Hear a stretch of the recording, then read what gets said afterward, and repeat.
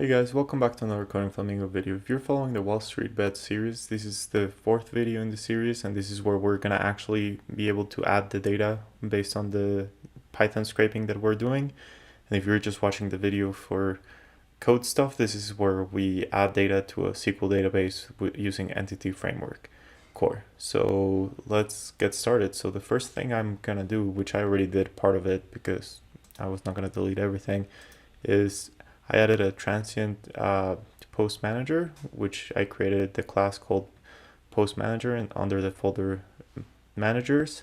This I usually do to keep kind of like that's where all the logic goes. That's following the clean code book, which I'm linking down below to Amazon, and all the code is down below as well. So now we're gonna go here and we have our class.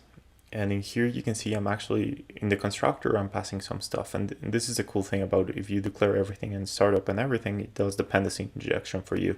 So I don't have to declare a new database context. It will do it for me and it'll just inject it in.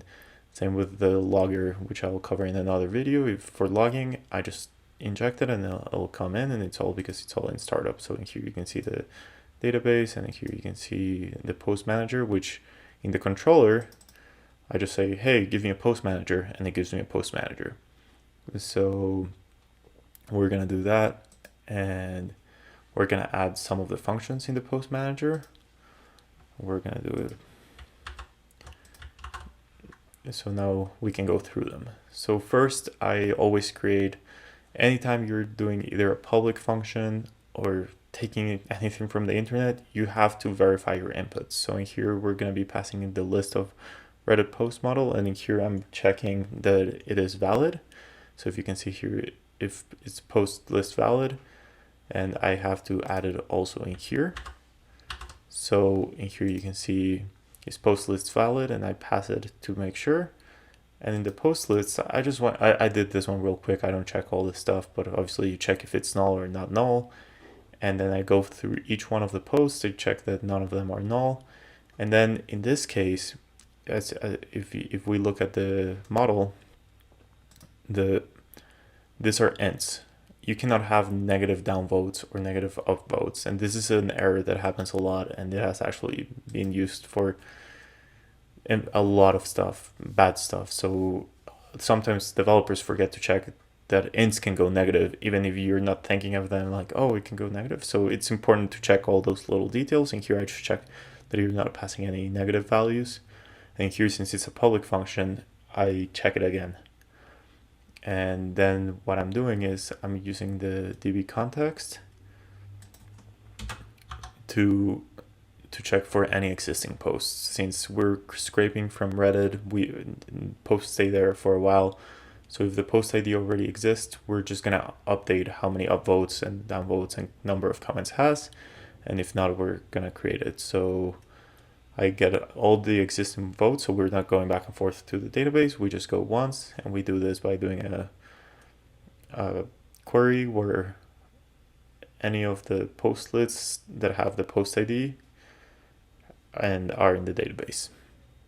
So then I do a for each for the posts that we just submitted, and we check if it exists in the existing posts. And if it doesn't exist, we just create one and add it to the database. If not, we just modified it as I mentioned. And then after we do all of them, so this is saving everything in the cache. So it has a cache, and Entity Framework has a cache, and it hasn't actually touched the database until you do save changes. And then if there is an error, I log the error and return error saving. And if not, I return success. We don't really do anything in the Python code with the return. We just always assume it's success. That's something we should change probably. And then in here, we can see that we just go and we just call the logic in the manager. This is the controller. So now we're ready to run it.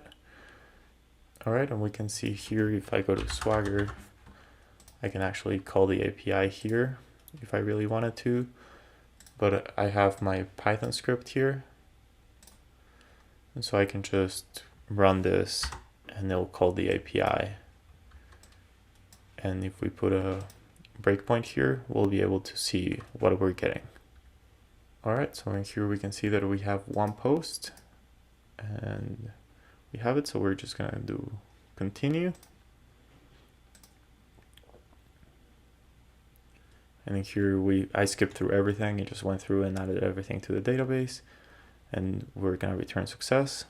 And in here we can see, if we run the query, we can see that we have one post in the database. So that's how you add data to the database. Thank you for watching, and I'll see you in the next one.